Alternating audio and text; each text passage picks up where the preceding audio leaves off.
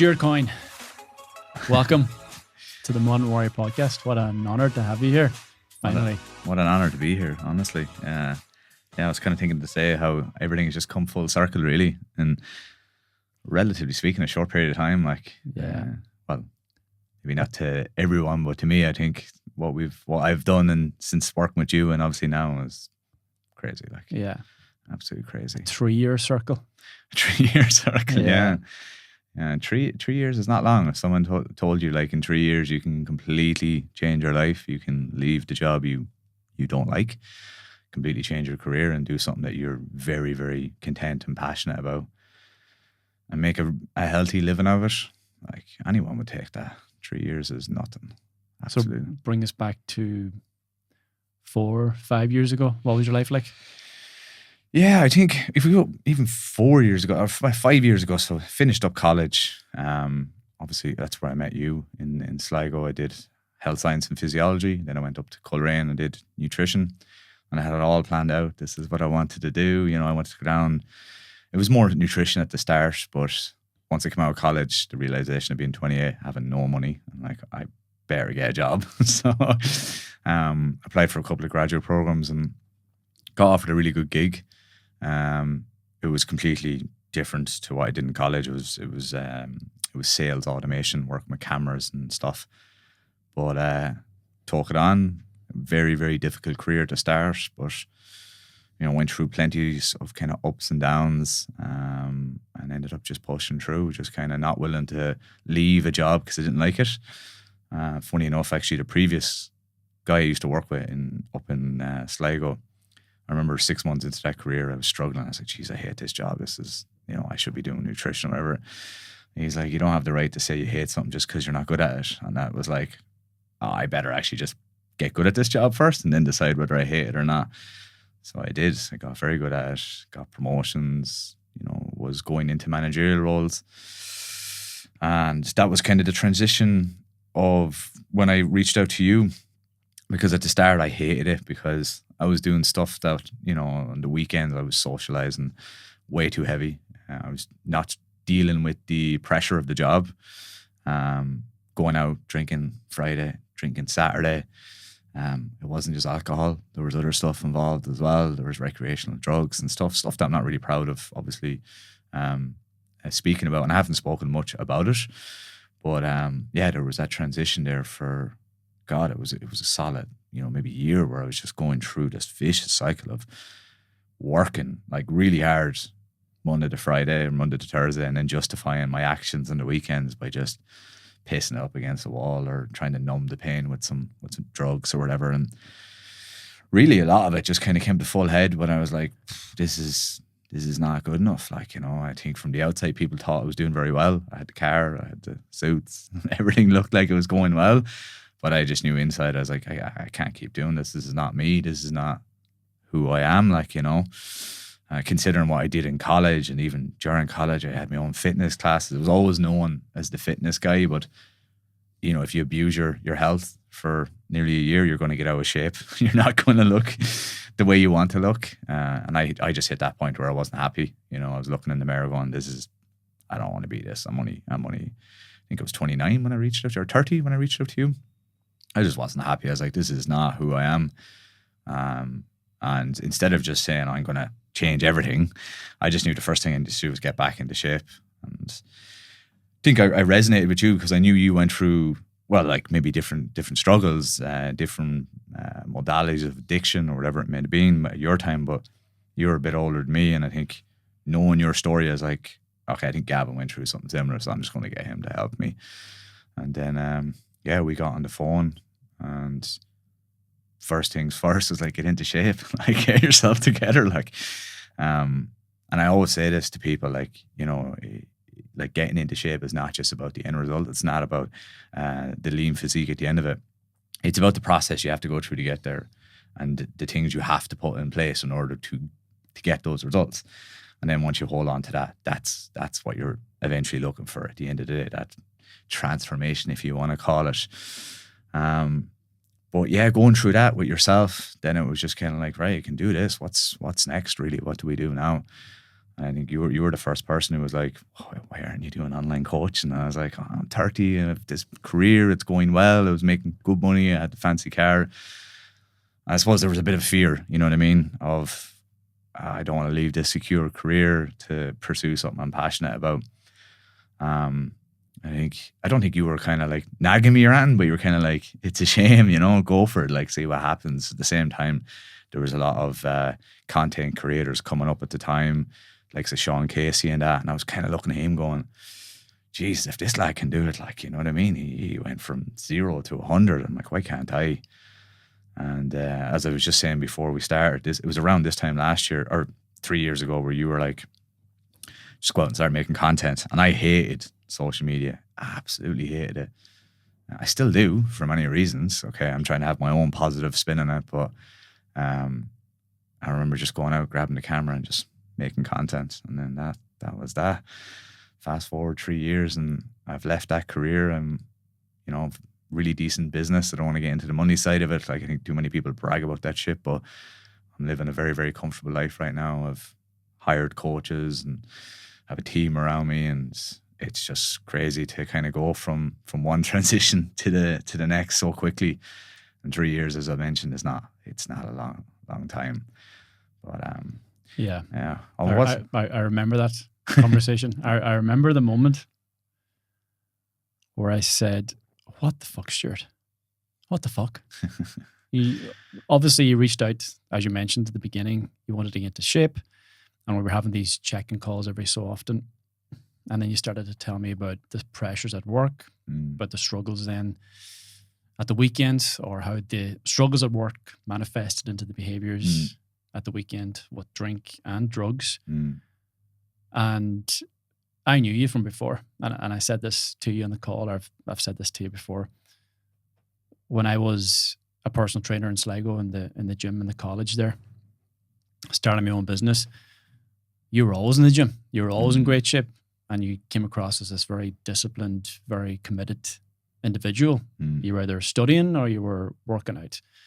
And then you're coming to me a few years later and telling me that you've got a good job on the surface, but you're out every weekend, drinking, taking cocaine. I'm like, Stuart, hang on a second, man. This is not you. This is not the Stuart that I know, who has lived this very disciplined, committed life from a place of love, not fear, from a place of self-respect, not self-sabotage. And beginning to identify then, okay, you've gone down the wrong path here and you've kind of lost your identity. Would you have identified it as a loss of identity? Oh, 100%. 100%.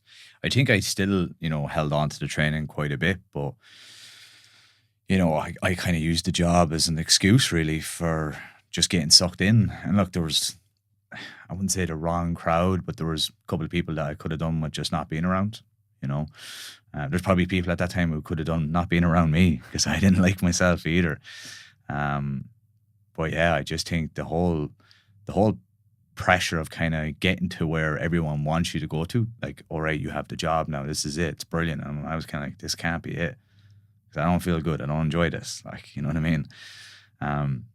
And I was just handling it really wrong. Like I was handling the pressure of the job as there was like the job started off really well, then it went really crap. And I think my escape was, right, I'm not doing well and everything has gone so well for me in life. Now it's going to shit and I can't handle this and I don't know how to handle this. And I think it's hard. It's hard for lads to, like, I was able to reach out to you, but I was never able to reach out to my father, right? And it was because I knew you went through something similar and I was able to be comfortable, even though I didn't want to say it and I felt ashamed saying it, but at least I was able to talk to you and say, look, man, between me and you, I'm not good and this is what I'm actually doing. And I think you were the only person at the time that I was able to say, look, I'm doing these things and I'm not particularly proud of them. I think it's hard. It's hard for lads to find someone like that in their life to turn around and say, look, mate, I don't know if you've ever gone through this, but something's not right. Because I should be happy. I have everything I need, but I'm not. And I think a lot of that was just lost in having no purpose, having no identity, and just following this path that I knew I didn't want to do. The safe road. The safe road, yeah. Yeah, Safe road. men don't need safety, man. I think like, well, one thing I've learned is like, you know, if you don't take those risks, you don't go and you don't try and challenge yourself.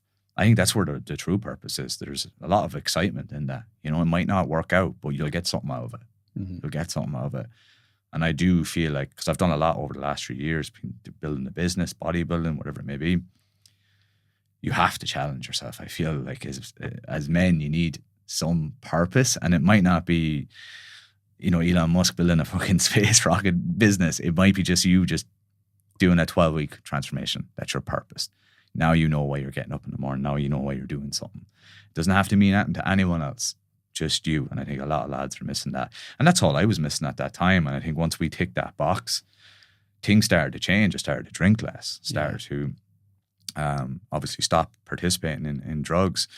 I also reached out to a counselor at the time who really helped me understand, you know, because making that decision, leaving the career is not an easy thing, but she was able to kind of go, right, well, let's put some rationale around this, like, and then realizing that, okay, it's never too late. Like, I'll never forget getting very close. I actually switched jobs for a small period of time. I remember that. Yeah.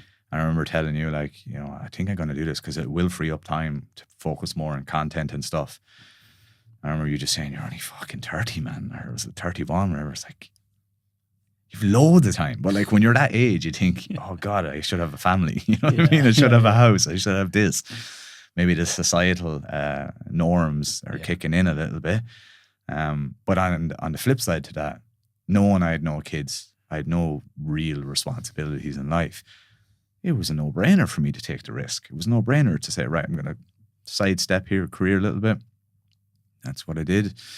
Cleaned up my act, and I kind of kept rolling with that. Now, it wasn't perfect. I had lots of up and downs, which we'll get into along the way. But, you know, making that decision to switch careers, which gave me more time to focus on other things, it just snowballed. The content got better, the audience built. Eventually, you know, I was in a position where I could leave my job, move out to Abu Dhabi with my partner, and go from there. I remember that transition, going from whatever you were doing, 60, 70 hours of crazy it's corporate work job every week. And then you had an opportunity then to step into a new role, which then brought your hours right down to maybe 40 a week. And I said, whoa, look, you've got 20 extra hours here a week. Yeah. Let's channel that time and energy into creating content now. But at the same time, and people need to understand this, like it wasn't as though you just flicked the switch or clicked your fingers and I was like, oh yeah, I've got 20 hours. I'm gonna start creating content. Oh, all of a sudden, I'm a fitness guru. I'm a body transformation coach. I'm popular. I'm gaining clients. I've got a new job. It's like no. You had a lot of doubts and hesitations and barriers along the way. And like I remember on one of our conversations, you reached out and you're like, man, I'm putting all this content out there and getting like 100 fucking views and this, like.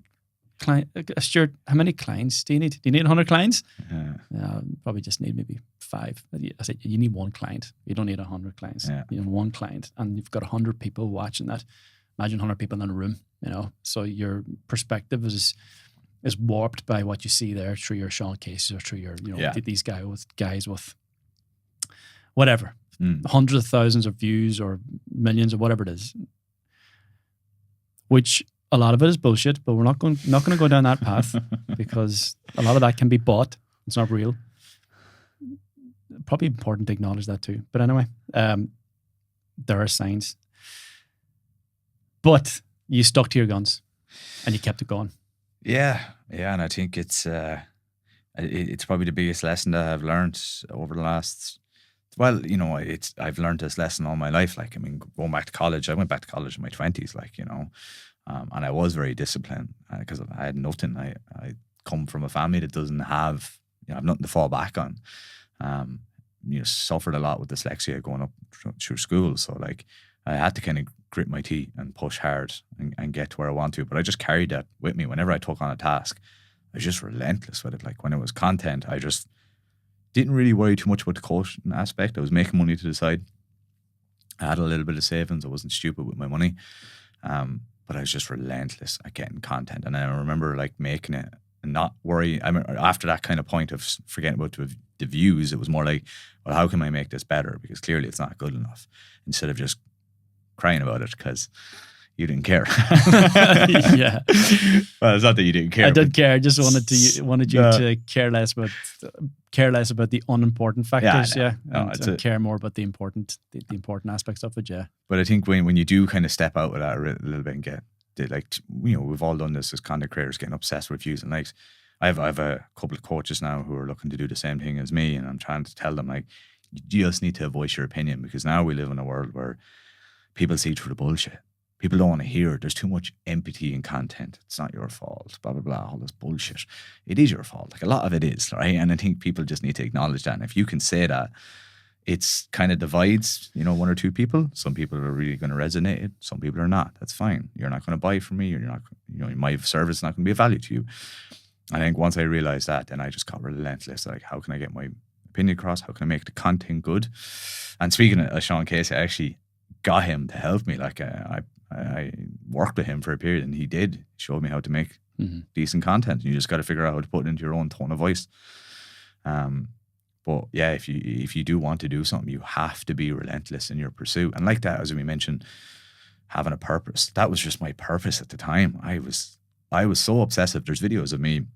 The job wasn't crazy busy. I was in medical sales, and I was in and out of theatres and stuff. But I remember one day, like, driving all the way down to Cork from Dublin.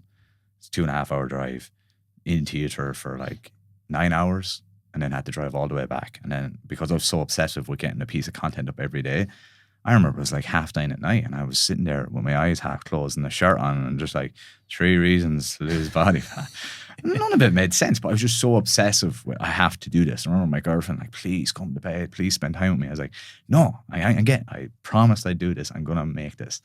Like, I fucking did. But you have to be relentless, but also as well, that meant something to me at the time. That was my purpose. That's what I wanted to focus on. And when you have that, there's no better feeling, because you know why you're doing something. Instead of coming home, wasting your time watching Netflix and shit. And not to say there's nothing wrong with that. That's fine. But doing it every evening for 2 or 3 hours, when you could be doing something that you actually want to work on, your side hustle, whatever you want to call it, that's where you get where you really want to go. Yeah. If there's too much pleasure and not enough purpose. 100%. Such as the Netflix and the chilling and all that. Yeah, do that. But how much time and energy have you dedicated towards your purpose in life? Purpose? Well, what's my purpose? Well, it's a good place to start. Yeah. Start asking those questions. And I remember during that period, in the earlier days when you were still working with the pharmaceutical company, and you were just stuck in this miserable path, you did work with one lady on a Saturday morning, I remember, and you were helping her with some nutritional advice, and you said it to me, and I still remembered. That's the best hour of my whole week. And I said, well, Stuart, that's where you need to go. And you remember that? That was like the biggest realization for me, because that lady, such a mad story. She found one of my old Facebook pages that I had going in Sligo. Because I tried to start an online business at the end of my nutrition degree with another guy. I remember you reached out to me at that point as well. Yeah. If we go back a bit further, you did. You reached out to me about some advice or some guidance. You were starting up this business with your business partner, or whoever it was, and then I don't think I heard back from you for a few years. We went hard at it for a while. He was more so going at it than I was. I was trying to finish off my university degree or whatever, and we recorded some content, recorded some videos, we were putting a website together, we were doing all the stuff that you think you're meant to do, which you don't need to do all that at the start. But listen, it just came to the stage where we both sat down. I had no money. I was like, mate, you just need to eat a job, whatever. He went actually and started doing PT himself. He was very successful for a couple of years. I don't know if he still does it, but and then I decided to go and do that career. But I suppose it's important to people to know that there was failures along the way, and it wasn't my first rodeo. Like, I ran my own fitness classes during Sligo. They did really, really well, and I was always doing something to the side, or I was always trying to experiment. But that online business, the first one, just failed miserably. I wasn't ready, wasn't mentally there, didn't have the funds, whatever it may be. But yeah. Did that failure sting to the point where you decided to avoid it?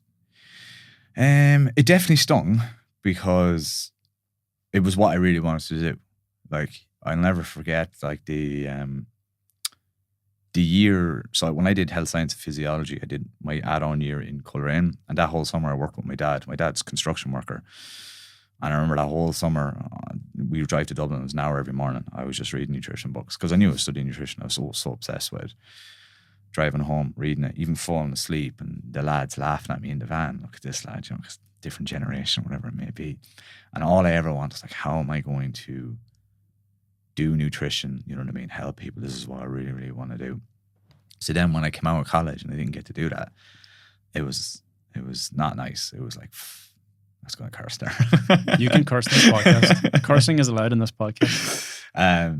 Yeah, I think it was one of the biggest things that when we started off together was like, I'm not doing what I should be doing.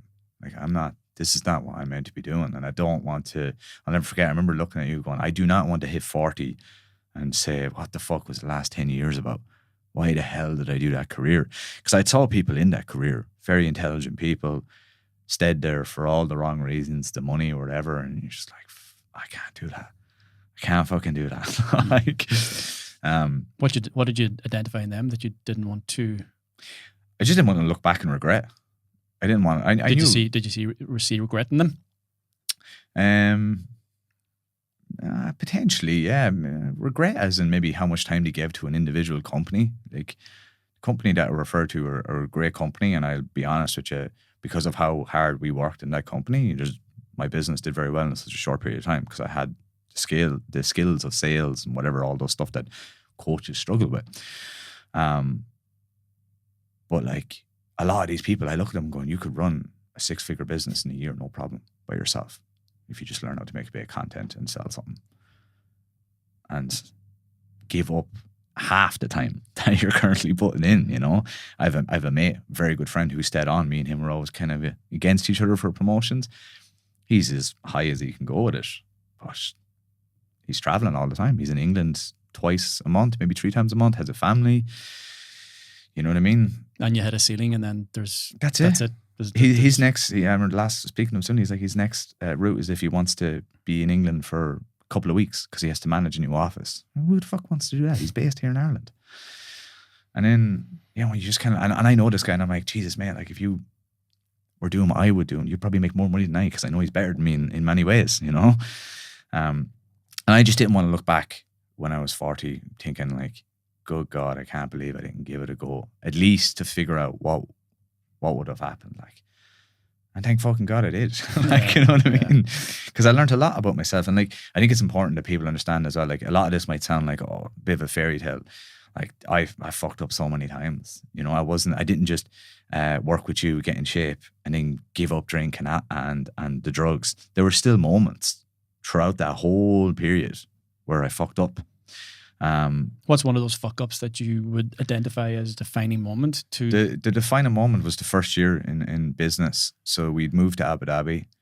I had a couple of clients, enough who was making a little bit of cash to the side, and I had some savings going out there, and I decided it would be a good idea to release a recipe book. It was the worst fucking idea ever. When you have an audience that's quite in its infancy and they're not ready to buy just yet, they just like your recipe videos or whatever. And I poured a lot of money into it, and it sunk. I mean, it sunk. And I'll never forget, I must have done like 80, 90-hour weeks to get that recipe book out. We had like, where we live, you have this kind of like little room. It has no windows because you're out in the desert now. It's just the only one. It's like a little spare room or whatever. And I turned into an office. I didn't know what time of the day it was. I had kidney infections from drinking cans of C4 because I was awake all the time, and I was like, fucking hell, I was like razor blade piss. You know what I mean? And obviously I was eating shit, and everything went out the window. All my habits, everything went out the window. And maybe a lot of people don't know this, but sometimes you feel like you're busy, but you're not actually fucking busy. You're just really inefficient with your time. And I was going through that period where I felt like I was working 12-hour days. I was doing a lot. Fear-based approach again. Yeah, exactly. And you can because you took a massive risk in leaving your job, moving to Abu Dhabi, and then you're into the unknown of, okay, what the fuck do I do now? Because the goal was that by the time you get to Abu Dhabi, you have a fully fledged fitness business. But that wasn't the case, or no, I was earning about 2K roughly a month, right? Nothing crazy. It was fluctuating between 1,500 and 2K, which is not a lot of money, right? But it was enough to kind of go, right, I can take a chance now. But I put a lot of money into that recipe book, more than I should have, and I completely flunked. Like, I'll never forget. I remember spending all that time, and my girlfriend in the background when I released it had a surprise party. And I came in, we were all going out that night for celebrations and drink. I went into the apartment, everyone was like, surprise, blah, blah, blah. Was your birthday? Or no, it was just a celebration of releasing the recipe book. Celebration of releasing the, okay. And I was kind of had to play this fucking, everything's going well. And I knew by looking at my Stripe account. So you also have the expectations of everyone else. Everyone like, thought, this is going to be a huge success. And you're walking in going, no, fucked it. Yeah, I didn't say anything because I didn't want to be, Yeah, of course. But I remember just going out that night and just not being, not happy, drinking too much. I think it was actually that night I came home a bit early, but my partner came back from the night out and I was asleep on the couch with a fucking bottle of vodka, like just falling back into those old habits again, and that kind of fucked me up for about 2 or 3 days until I realized you can't, Stuart, stop it, like, you know what I mean? And I actually started working with another business mentor at the time. I'm not going to mention because I also sunk a bit of money into that and it went to shit. Their methods were just not applicable. I needed something quick. And I know a lot of people are looking for quick by the big audience. I just needed to learn how to monetize it really quick to get a handful of clients in to put me in a safe position. And they were kind of like, oh, do this. I was like, fuck this. I don't believe in this. Like this, there's other ways of doing this. There has to be. And I gave them a couple of grand. I was just looking at the account. The account was going down. I just got to the point where I was getting a few clients and I was like getting a little bit of traction.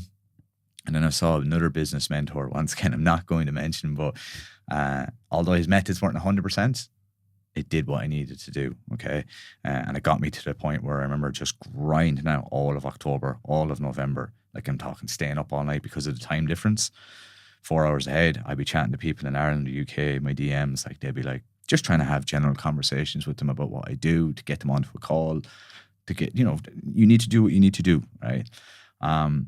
And I did it, and I fucking did it. And I mean, I grinded once again. So not only did, because it was September I released the book, so I had basically no sleep in September, grinded it out through October and November. And I'll never forget, it got to the point at the end of November where I managed to accumulate a bit of money, like enough money to go, right, I can not relax, but I can step back a little bit. Yeah.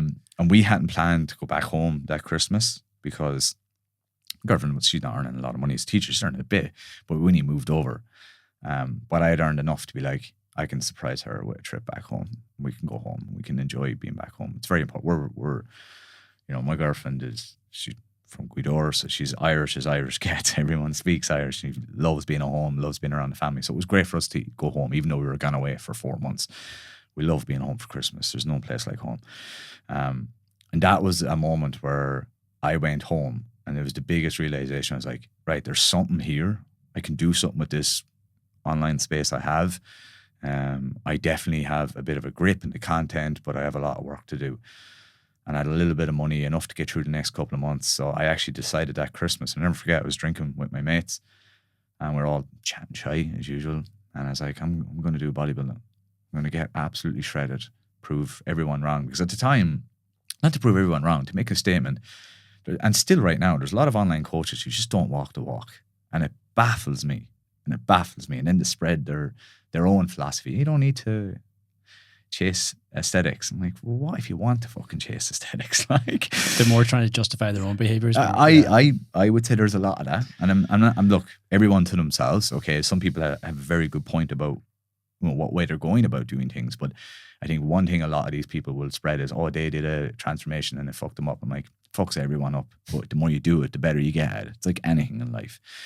So I really wanted to kind of separate myself from the crowd a little bit and be like, yeah, I can make decent content, I can make recipes, but I'm going to get shredded. Like, I knew I had the potential of, like, having a good physique from what I've did in the past.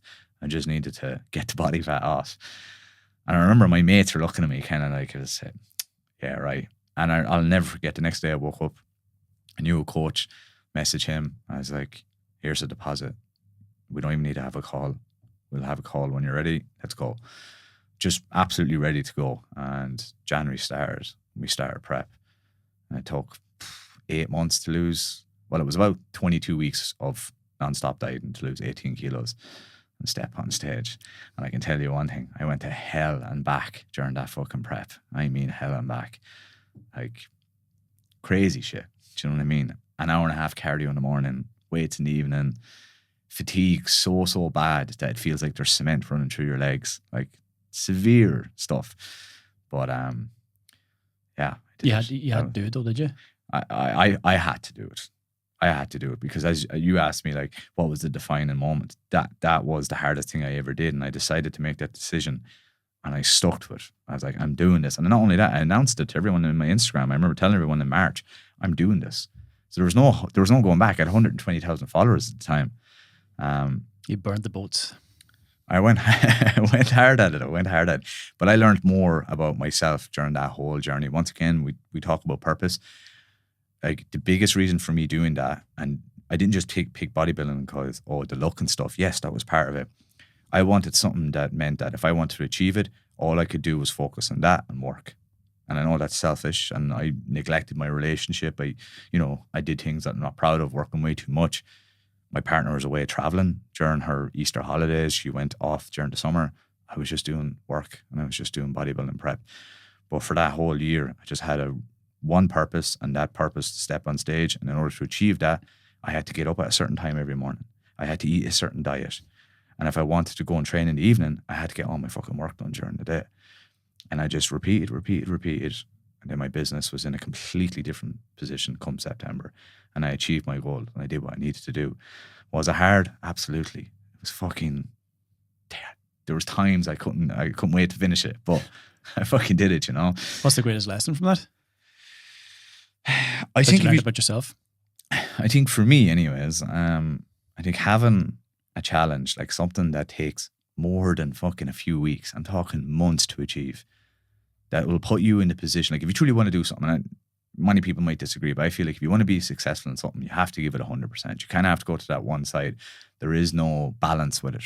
Balance is when you fucking get to the other side of it, right? And you are able to, and like what we're doing now, we're having a podcast today. But it takes time to get that. And I think you have to go hard first.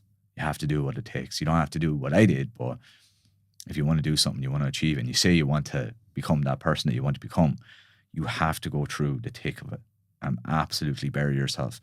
Because then, you'll find out a lot about yourself. Are you actually able to do this? One thing I always ask clients that are coming on board with me is, why do you want to do this? Everyone wants to lose weight, but I want to know why you want to do this, because this is going to get hard. And it doesn't matter what I tell you, your reason needs to be there strong enough to get you through this part. Because that's it at the end of the day. And if you're able to get through that, then you will experience a true transformation at the end of it. And you'll learn a lot about yourself. You'll learn what you're more than capable of. And I know I'm rambling on a bit, when you go through something like that, you realize, what else can I do? Like, what else can I achieve, And then it's just, once you break through that barrier where you've done something very, very hard, very difficult, and you got what you want out of it, everything else seems like a fucking piece of piss. Everything. Yeah. The things you used to tell yourself, I could never have a 6-figure business. No, you can. I could never get down 6% body fat. No, you can. Everything else is easy after that. Because you've done probably the hardest thing you could possibly do. Yeah. The digging of the foundation is often the hardest part, but that's the first thing you do when you're, as you said, you're putting the work in. It's sleepless nights, it's grind, it's hustle, it's hardship. And I'm reminded by my grandfather, different generation, hard man, and he dug the foundation for his home with a fucking shovel and a pickaxe. And this is a 2-story house, so that foundation had to be as deep as the house was high. But again, that's the hard, that's the grind, that's the hustle, that's the difficult part. Once the foundation is set, laying the bricks can be a little bit easier. And that's when you start to 100%. build. But that foundation then it's strong as well. And that foundation now has also allowed you to continue to build on your business, on your life, on your relationship, on your body. And also something else in all of this that we haven't mentioned so far, you've sort of touched on it a little bit, but the people you surround yourself with are so fucking important to the growth or the lack of growth potentially. And I've told your story to a room full of people several times because it's very inspiring, and there's a lot of lessons in what you've done that other men can bring on and use in their own journeys. But one thing that I always bring up is how you managed to set boundaries with the people in your life when you were starting on this new path. And you were on this path of, yes, the job, but then it was the friends you were associating yourself with at the weekends, and you were kind of sucked into that environment, and you obviously would absorb their energy, take on their behaviors, pursue in similar actions, drinking drugs. And I remember you telling me, and I think this was probably one of the most important things you've brought up in our time together, is that you had a very good friend, and you had communicated to him that you were heading down this new path now. You're going the straight and narrow, you're working on improving yourself, and you can't have drink or drugs as part of that journey anymore. At least, certainly not the drugs, and a lot more moderate on the alcohol intake. And you told him, and I'm sure you remember this, you told him, if you offer me drugs again, if you offer me, if you bring this if we bring this up again, we're done, we're finished. Yeah. And it seemed like he understood it and he respected it. But I think a couple of weeks later, he brought it up, and you set the boundary for him. You said, "Look, I'm out. We're done." And can you tell us about that?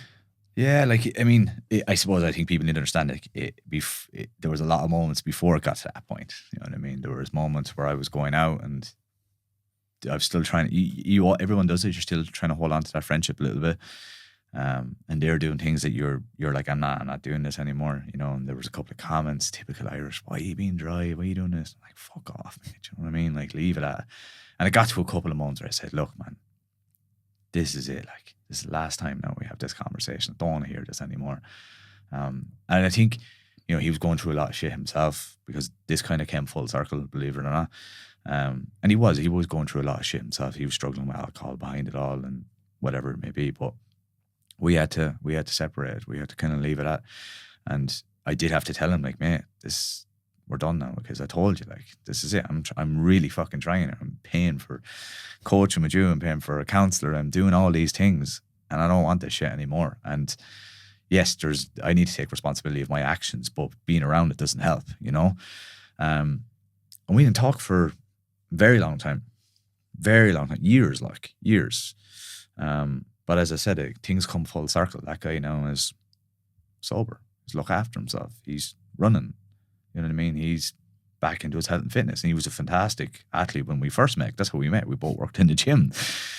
The guy is fucking growing plants out in his backyard. Do you know what I mean? And growing vegetables.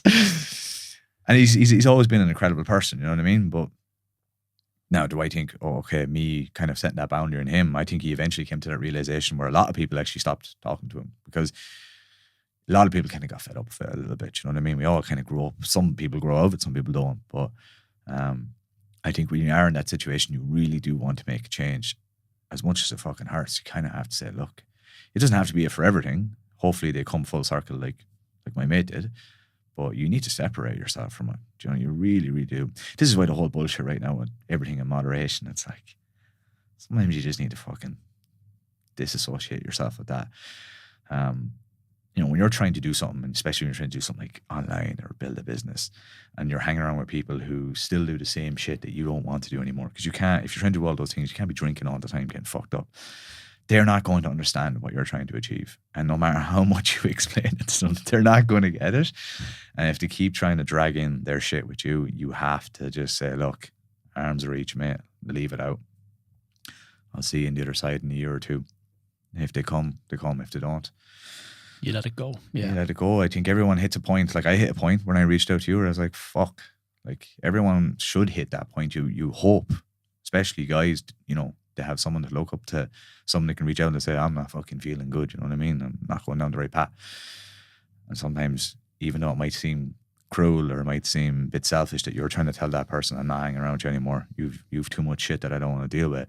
Sometimes that's just what people need. People need to realize that, fuck, everyone's not talking to me now. Because you continuing to Exactly. show up enables their behavior. You continuing to share those type of experiences with them enables the behavior. Because I think and I have mentioned that he actually did turn around to you at some point again and said, you know what, man, I decided to sort myself out. And yes, I believe part of it was you setting the boundary. This was a good friend of yours, a very good friend of yours, as I remember.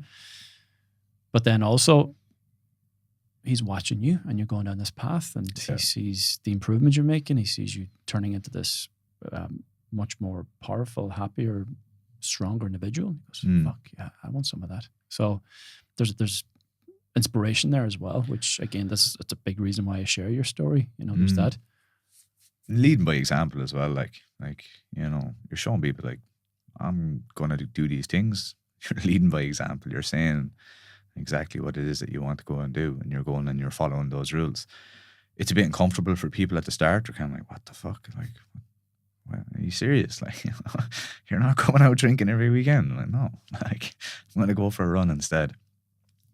But when you keep doing it, people start realizing, all right, maybe this guy's onto something, you know, because the proof is there. You know what I mean? I've gone from the depths of it to, I wouldn't say the depths of it, but like it could have went pretty fucking sour.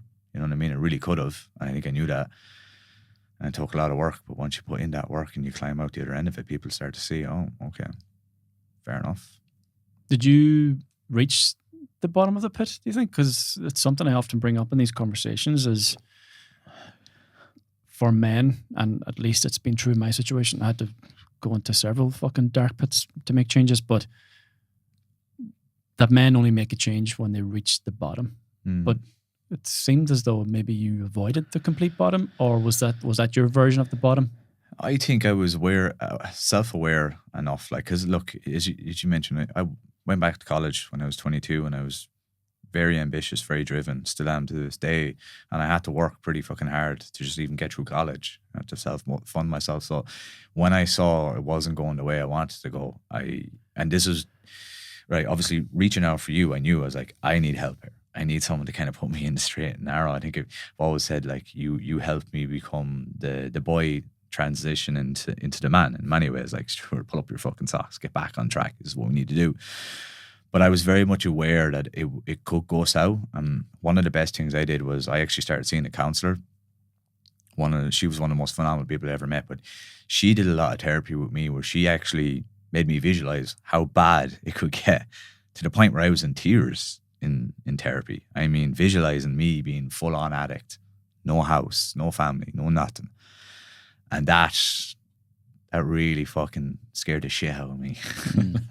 Even though I didn't get to the bottom, I think that visualization and that understanding of Jordan Peterson always talks about this. If you can write down what is the worst case scenario, and I'm talking getting deep with it, like I said, I was in tears during those sessions. That scared the shit out of me, to the point where I remember being at a festival not long after that, and someone offered me some drugs. I was like, get that fucking away from me. I never want to see that again. You know what I mean? Just association I had with it. So yeah, I do think a lot of men need to go to that stage, but you can also reach out and speak to someone, and they can make you realize this can get fucking pretty bad for you. And I don't know why we're pampering everyone these days with online content. Like, that's not that bad. I think people need to realize, like, things can go fucking south pretty quick if you don't pull your socks up and move forward with it. You felt the bottom of the pit, even though you didn't actually physically get there. You felt it. 100%. I'm nearly fucking tearing up, because I remember the things she said to me and the things I had realized, you know what I mean? Like, one thing was she was like, you are an addict, you know that? And I had to come to terms with that. That was fucking hard to say shit like that, you know? People identify an addict as someone who takes drugs all the time. That's not an addict. You know, I definitely have a very addictive personality. Like when I latch onto something, I just can't stop. I'm relentless with it. I might not have been taking shit every day, but my God, when it was time to take it, I was taking it, you know, or drinking. I just couldn't stop. And that is the very definition of an addict. You've no control once you start. And when you realize someone's telling you that you're an addict, like, and you have to come to terms with that, that's fucking hard. That's deep. Like, it was for me anyways. And then realizing the consequences of living that life, and what that route that can go down to. That's scary. Very, very scary. Did you transfer the addiction into your work then, into your business? I most definitely did. And most definitely did. You would have, and I think I've done this, not I think I've done this, I've fucking definitely done this, where you can justify and say, well, yeah, I'm channeling this into something healthy. I'm building a business. I'm doing this. It's like, yeah, but you're fucking lost, man. Like this again is coming from a place of pain, lack, fear, and avoidance. So have you got to that realization where, oh, hang on a second, oh, this is just manifested itself in a different area of my life now, and that's not healthy either? Yeah, the first prep I did was, I was like, all right, Stuart. Between doing prep and the business and stuff, and a lot of it was like the friction that I was causing with my relationship. At the time, I was like, I'm working, trying to build a future for us. But like, you can build a pretty profitable business without doing stupid amounts of hours, wasting time and stuff. So I definitely came to that realization after my first prep. And, you know, I think like a lot of relationships, when you spend time with the person you love, you realize, oh, fuck, we actually love each other. I have been ignoring you because I've been working so hard, you know, and you think the relationship is losing its way. It's not. You just need to spend fucking time together. So we had done that. We went skiing the end of 2023. And I remember that was after my first prep, and I was really struggling to rebound of the diet and stuff, lack of experience, whatever it may be. But we were skiing and I was really struggling. I was still eating fucking protein yogurts, the Alps. Stupid shit, like. And I remember my girlfriend sitting down like, just stop, leave it. And that's what I did. I just didn't track a calorie, did nothing. I took a break from work. I stepped back and just kind of looked from the outside. I'm like, all right, okay. I think she was right. I think, you know, and I was definitely challenging a lot of what thought I was doing was healthy, was not healthy. You know what I mean? I definitely had addiction problems with just work itself. And people might say, well, it's a healthy addiction. Not when it's affecting people you love and a relationship that you're building. You know what I mean? So yeah, I came to that realization at the end of 2023, and then I ended up working with another business mentor.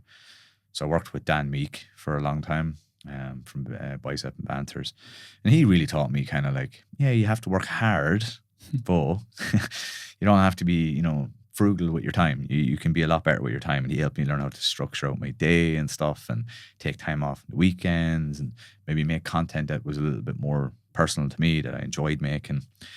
And then that slowly but surely pulled away from the addiction side of it. I kind of turned it into more of a job. Like, I show up, I do these hours, I do them really, really well. If I have to, you know yourself, there's periods where you have to do more than the usual. But yeah, I just learned how to kind of pull away from it a little bit. And I would say my addiction personality traits now is more so into training. Oh dear. But I do think I have a good control over it. Yeah. In the sense that I think what I've learned is like, I need a challenge. I need something to work on outside of work. Work's very important to me. I have that locked down. I know what I'm doing. I set out my calendar every 6 months, whatever it may be. But if I don't have something to escape work as well, because me and you are lucky, we get to do what we love, what we're passionate about, but it's still a fucking job. You still have to put in the hours. And not every day we wake up, we're excited about it. And I need something to pull away from that. And my escape is pushing myself, is doing a challenge. Like this year, I've done half marathon, high rocks. I did bodybuilding, photo shoot prep. Now they're all kind of worked, you know, along a timeline. But the one thing I did this year in comparison to last year was I just didn't let it take over my life. I still went on holidays, even though I was 8 weeks out from bodybuilding prep. I didn't give a shit. You know, I care about winning, but not at the cost of my relationship. My partner, it was her birthday 6 weeks out. I was up in Gweedore eating, drinking wine. I didn't care one day. No one gets fat in one day. Still went, stepped in the bodybuilding show, came third. You know what I mean? When you learn, I think, how to pull back, yes, put effort into it, but don't let it take over. Try not to let it take over. You need to work hard, obviously, but it took time for me to pull away from that, like to realize, like, stop attaching to everything and letting it take over. And I think that'll always be with me in some regards. It'll always be that addictive personality traits, but it's just maybe how to manage it or how to control it. Yeah, it's the identity piece again, isn't it? So you're Stuart Coyne, the coach. You're Stuart Coyne, who's in great shape. You're Stuart Coyne with a six-pack. You're Stuart Coyne, who's the high-performing athlete. But, okay, take all that away. Take all the outside external factors away and just be left with Stuart Coyne. Now, who is Stuart Coyne? You don't have to answer that today. Maybe that's one to take with you. But I mean, it's been something in my own life. I mean, of course, I fucking attached myself to fucking all sorts of things. And then because I was ashamed of my identity, I was ashamed of my true self, because my true self was abandoned or bullied, neglected, abused, whatever. And I said, well, I can't be that guy. I can't be this vulnerable, sensitive child. I've got to be this tough, hard man and put on this persona of confidence and toughness. And that created more destruction in my life than anything else. So it's been a journey of finding myself again. And then living from that place of truth, which is really living from a place of love and joy, which then transfers into amazing things in your life, because you're not doing it because you feel you need to do something to be someone. You already are that person. So because I am this, or I have this, it's my role now, it's my duty now, it's my service now to give this back. Yeah. So you're very self-aware. Like you're always picking yourself apart to some degree, maybe a bit too much. I don't know, as much as in the past. But I think there's always more to learn. There's so much. There's so much to us. There's so much to this life, to this world, to this universe, to ourselves, that is going to take us a lifetime of discovery. And I'm actually at that point, or was at the point, where I thought I'd done all the work. I've done years and countless hours of therapy, journaling, meditation, all those modalities. I've done a couple of psilocybin retreats. I've like, oh wow, like I'm in a good place. And then something or someone comes along and goes, nope, nah, you're still fucking bullshitting yourself. You're still not being true to yourself. You're still not living life to your full potential. Yeah. And I actually reached that point this year, and identifying the fact that I was running away from myself, even running away from myself into therapy, journal, into the sea, into the gym, all these healthy outlets. It's like, how much time do you actually spend doing nothing? Like nothing. And I'm going, well, fuck, not a lot of time. It's like, yeah, well, fucking stop running away from yourself. You're looking for answers in therapy. You're looking for answers in books. You're looking for answers in the gym. The answers aren't there. The answers are in here. You just start paying attention to yourself. Trust yourself that you know what you need to do to become the truest version of yourself. This high potential. Let's step into your highest potential. And that's the journey I'm on at the moment. But I choose to go there. I think for each and every individual, okay, you choose the path you want to go to. I mean, I could have got to the point this year and said, you know what, I'm in a good place. Yeah, things are grand. I'll just stay here now, you know, and I'll just keep doing what I'm doing. I'm consistent with that. I'm in a good place, but then there's a part of me going, nah. There's more to you than this. Yeah, there's more to this. There's more. You have, I believe, and this is not coming from an egotistical place. I believe I'm here to give service to others. And because I've gone through a lot of hardships in my own life, that's happened for a reason. I've taken those lessons on board. I have this information. I have this wisdom. Don't keep it to yourself. Yeah. You need to fucking give that to someone else to pull them out of their darkness or to guide them towards the light on their own journey. You sitting there just keeping this to yourself. It's like that's selfish. So for me now, it's being of service to others, but I have to serve myself in order to continue doing that. Yeah, 100%. So yeah, but again, the identity piece is quite interesting, and maybe something for you to dig into. I don't know if you've gone into that level of depth. Not really. You know, Or you choose to do so because it's a choice.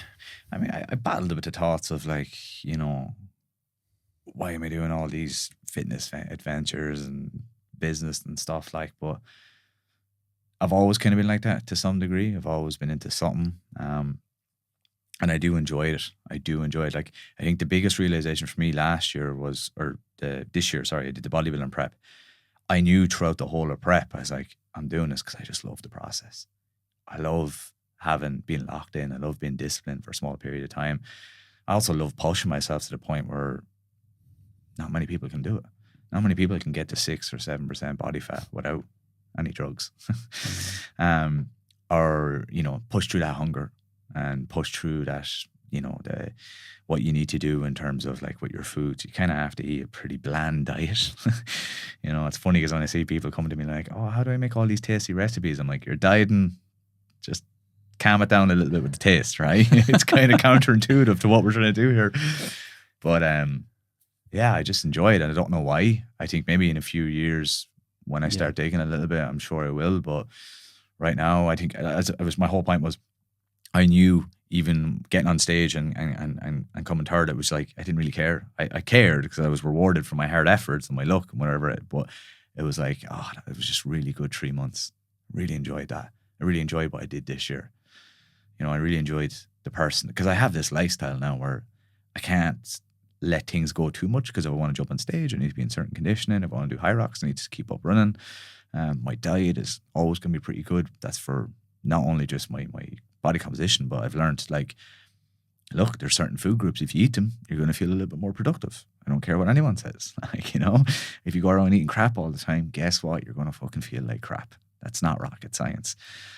If you eat a more nutrient-dense diet, and it doesn't have to be perfect, I'm talking 80%, you're going to feel better, you're going to feel more productive, you're going to feel like you have more energy. And I'm just obsessed with that lifestyle right now, you know. Mm-hmm.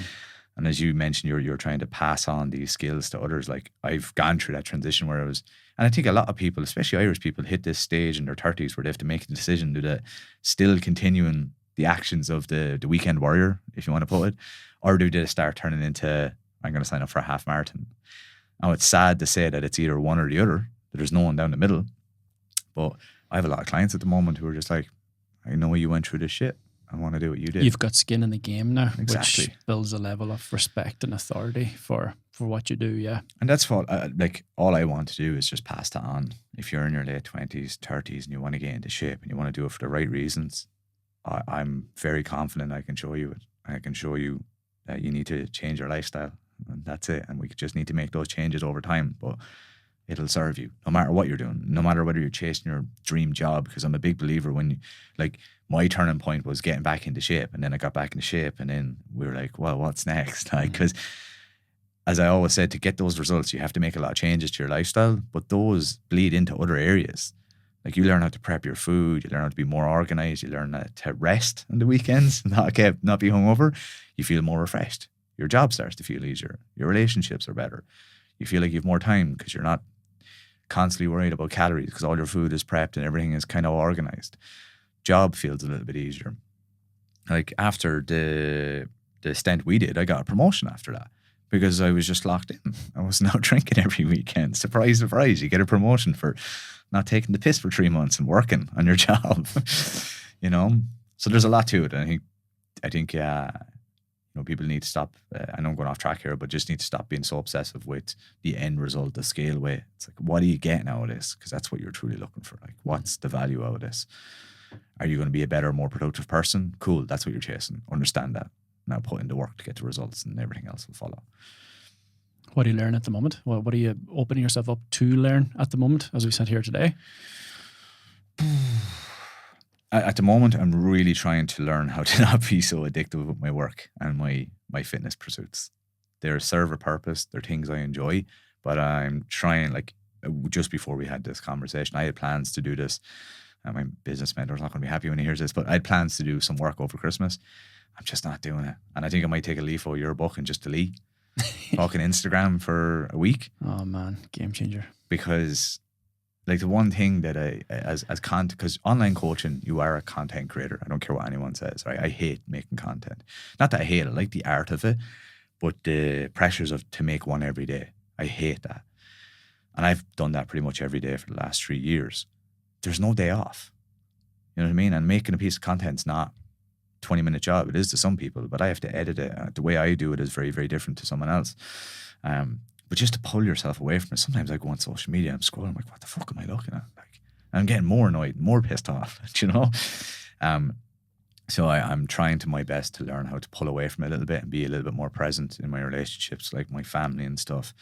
My partner just came back from Prague, amazing, wasn't on social media, might put up a few stories, but I was more present.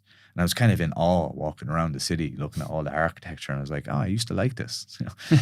Because I kind of forgot what that was. Once you lift your head out of your phone, isn't it? Oh, actually, there's a world out here to discover as well, yeah. And you know what's mad? When I was trying to take a break from all the social, I was looking around and I was taking it in, and my girlfriend, you know, we take a few photos or whatever, but everyone was just walking around with their phone. Yeah. And I'm like, look, I take a few videos or whatever, but I was just seeing people the whole time going around with selfie sticks. I'm like, you're looking through all this beautiful architecture through the lens of a phone. You can just go on fucking YouTube and watch that. You only see them because you're not on your phone, though, isn't it? Exactly. Yeah, so, yeah. Probably didn't notice them before because you were one of them. As I was, or as I can be. But even I've friends in the space, there's content that we make, and every holiday is an opportunity to go, look, I live normal like you. And I used to try and do that a lot, and now I'm at this stage where I'm like, I'm not fucking making content on holidays. I'm going to enjoy myself. I'm just sick of it, like, you know what I mean? And you need that, man. You need, it's something I've been working with. I'm usually working with high flying individuals who have their own business or quite high up in their careers, and obviously it's very intense and there's deadlines to be met and there's a lot of pressure. And yes, there's a time for intensity. There's a time, as you've been talking about yourself, time to push, time to grind, time to hustle. And I use the analogy of the warrior going into battle. You know, I've got the Modern Warrior process in the program. So the warrior going into battle, the warrior's not in fucking battle for 2-3 fucking years. You know, he goes to battle like such as the SAS to go into war, these war zones for a relatively short period of time, maybe 3 months, 6 months. But then they retreat, then they come back. Or even when they're there, they're into a war zone, they fight, and it's intense, it's life or death. But then afterwards, they retreat back to base. They recover, they replenish, they rest. And there's moments there's a short period of rest whilst the battle is ensuing on the outside, such as you're working hard during the week, you take your rest at the weekends or whatever it might be. But then there's time where you just get away from the battlefield and retreat back home, be still, and allow yourself to replenish, recover, true being present, true relaxing, true sleeping. And then you're ready to go to war again, or you're ready for battle again. But if you're just pushing, you're gonna fucking kill yourself. You know what I mean? So it's knowing when to switch it on in terms of the intensity and knowing when then to retreat. And it's been something I've actually been a lot more conscious of in my own life this year, hard. And trying to transfer to other men as well. It's hard. Oh, it's the hardest part of working is not working. Yeah. You know what I mean? No, but that's the one thing I think I'm trying my absolute best. And it's a process, like, you know, I think people like to think things just happen like that. Nothing happens like that. You know, people, oh, my scale weight's up after a night. Listen, no one got fat over one night. Relax. This is going to take months, all right? And don't get obsessive over the little nuance of it. But I suppose where I'm trying to get is, like, I know I'm trying to become a better version of myself in the sense that I'm trying to be a little bit more present when I can, and pull back when I can, and not always trying to grind. But just trying to find how I maximize those periods. And also, especially when you are maximizing those periods, if you have family members or you have a relationship, you have to let them know, this is what I'm doing now. Like, I was doing prep and I knew the last 6 weeks was going to be tough. And that's down my partner. Like, look, last 6 weeks, I kind of need to dial it in here a little bit. Cool, we're on the same page. November is always a busy time. We finish up our group coaching. We have clients that want to come onto the one-to-one program. It's just relentless hours, and it's just nonstop for a whole month. And you don't, like, there'd be days there I wouldn't even see my partner from Monday to Thursday, you know? And I know I'm laughing about it, right?